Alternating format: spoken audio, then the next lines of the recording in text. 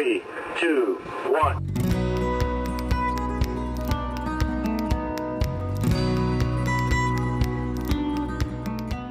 Hi, welcome back to Show Me Trucks. In this video, we throw the engine in the 36 GMC truck back here. So go through all the gaskets. This is not a how-to, just kind of showing you some stuff I worked on. A couple of things I did wrong. It led to spending some more money. So let's get into this. Well, engine's in, but one of the costly mistakes was whenever I was trying to get these fuel injectors to work with these Holley rails, you have to re-drill the holes for those brackets. So you have to get your height just right. If not, your fuel injector can't spin. It needs to have a little play so it can spin sideways, but not up and down.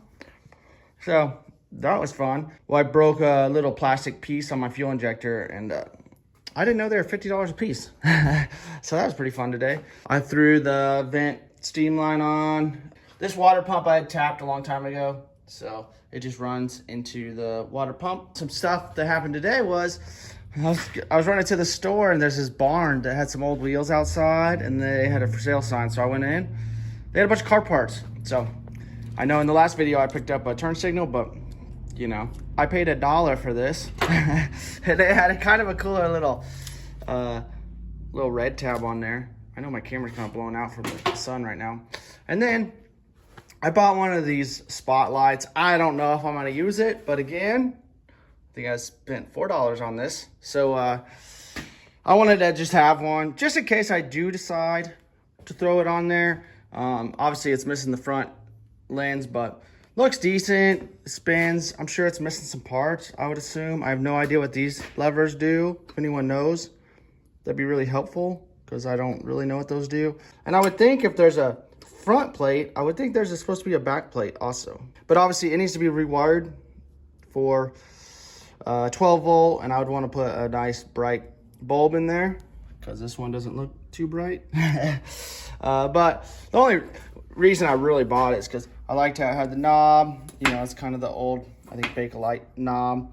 So hopefully I'll go back Saturday. They had tons and tons and tons of stuff, like boxes on cases of speedometer cables and brake shoes and everything you could possibly imagine. And he said Saturday is his last day, and then after that they're gonna scrap everything. So I'm gonna go Saturday and just bring boxes and see if I can just give them $40 and just load my truck up, because obviously hardware, and I love getting all this old bracketry and stuff. I like to reuse all that on my trucks because it has a cool look, and it saves me a lot of fabrication time, which is unbelievably costly. Wish me luck on that. Hopefully that's Saturday.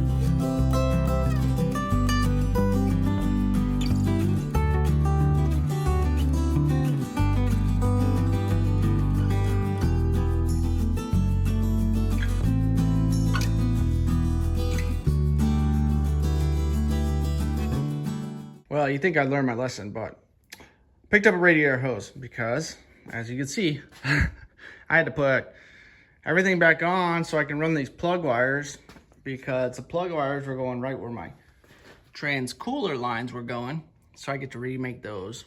I did get the swivel piece in, which I'm gonna have to adapt, because if you look, it has Allen head bolts into it. Well, you can't get an Allen head into the side where I need it. So I'm gonna have to run regular bolts with a little spacer. That way I have a regular head coming out the top. I gotta cut this all to size. Hopefully that fits in there. And then I get to rerun that cooler line. As you can see, I know all this is loose in here, but I need these wires to run up here.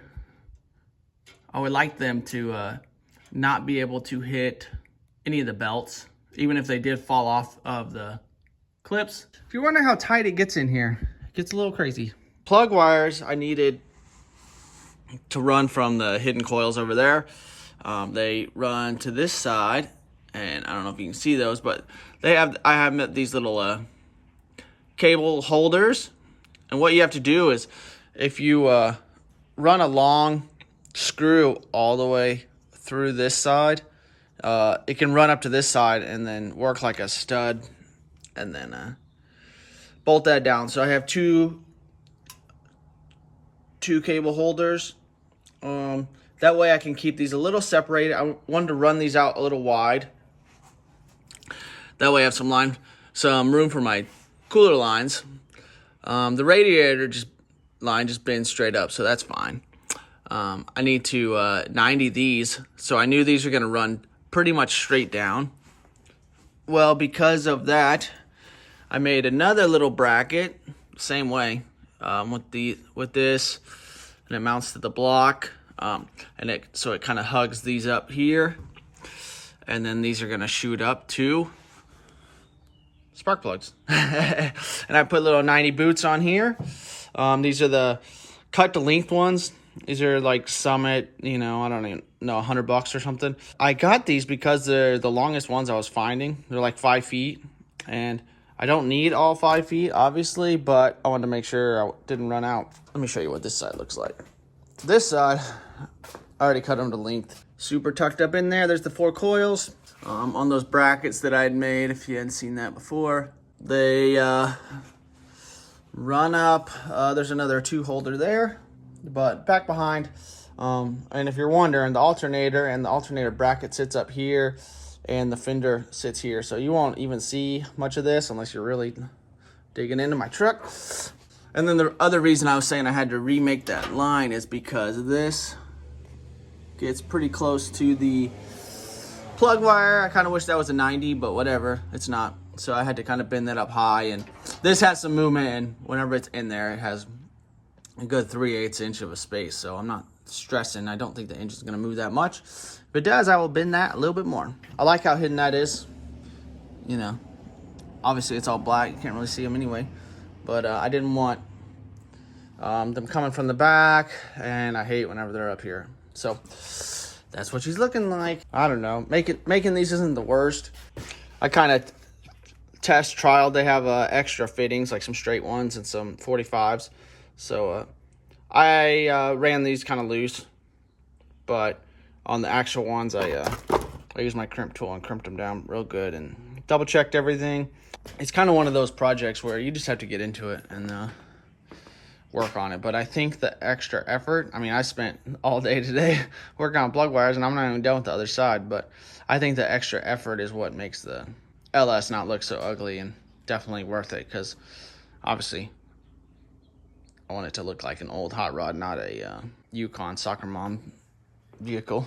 Trying to wrap up this engine for you guys. The other thing that I didn't really show you is that the big hesitation on putting my air cleaner and everything on is I have a little tiny catch can. Well, I'm pretty sure your catch can is supposed to obviously kind of come out of PCV valve, out of your valve cover, into the catch can, and then I think it's supposed to run into your throttle body, but after your MAF sensor, because it's already been metered through there. Obviously I have some issues because I don't have much space in here. These are all to size, as you can tell. They're all in there, tucked in. back behind the headers. I have that bracket. I have another cable holder deep down in there. And I might see how that goes. If that thing seems like it's gonna move, there's a threaded spot here. And there's a threaded piece on this adapter. So I might make a tab for that. I really don't want to, but I might. That's how the engine is coming along. All right, well, more projects on the 36. So the 5.3 liter is in there with the 4L60E, which has a 27 spline output shaft. Well, yesterday I went to try to find a drive shaft that would fit. Obviously, to save money, I would like to not have one built. I know a junkyard is not the best for drive shafts because if it's a two-wheel drive and it has a long drive shaft that hangs down at all, they love to just mangle that thing up with their forklift forks. So that's exciting. I did find one that is the exact length I needed. I pulled it out and then found out it is a 32 spline. What I was finding is almost all the four-wheel drives had the 30 spline. And then the 27 spline, I didn't realize was that much smaller. Junkyards, if you've ever been, or salvage yards, whatever you want to call it, are basically like Mad Max.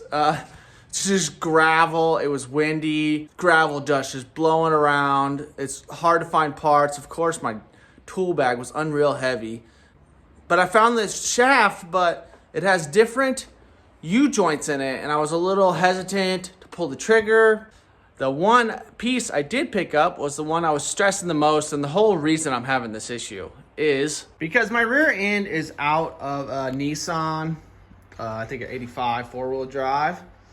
It has a flat flange. I knew this was going to be an issue, but I wanted to find this at a junkyard and get it cheaper. Now I know better. I should have popped this U-joint out and I think paid $9 instead of $26 for a drive shaft I'm never using. This needs to go on. It is indexed. I think this is like 65 millimeters. I got all the bolts, but I couldn't believe how rusty all these Nissans were. These bolts are unreal. They must use all the red Loctite in the world on these. I had to use a 17 wrench because you can't get a socket on one side, and then my big ratchet on the other side, 2 feet on the ratchet, and both arms on the wrench to break them free. And you're like up under the truck with your legs tangled in the leaf springs and everything. It was horrible. I had to give up on one because I couldn't get the bolts loose. Also, if your drive shaft's at an angle, you can't get your ratchet into some of those. And some of the vehicles are stuck in park, so I couldn't rotate the drive shaft, which is awesome. That took all day. I'm gonna go just pull a yoke off, a 27 spline yoke, and then buy that drive shaft that's the right length with a 30 spline. I went and picked up one of my U-joints. One of my other ones is on order. So this is my rear one that goes into the Nissan yoke adapter. And you can tell it's really narrow this way and really wide this way. My drive shaft's over here. I already painted it, so maybe I'll throw that yoke in today. The biggest positive about going, and the only reason I'm not totally salty that I didn't pick one up, is right when I walked in, there's a 50 GMC truck in there. So tomorrow, I know I have a Chevy Suburban 51, but I'm gonna buy the core support and all the brackets I can and the inner fenders off the GMC and make it work on my Chevy. That's what I got into yesterday. The only downer on all of this is this salvage yard is 2 hours from me. I haven't found one close, and I like how big this is because it has a lot of options. You got to work for it if you want any of these custom trucks. I will tell you that, man, it really entices you to build a stock truck that you can just order all your parts from, because all this time and stuff is eating me up.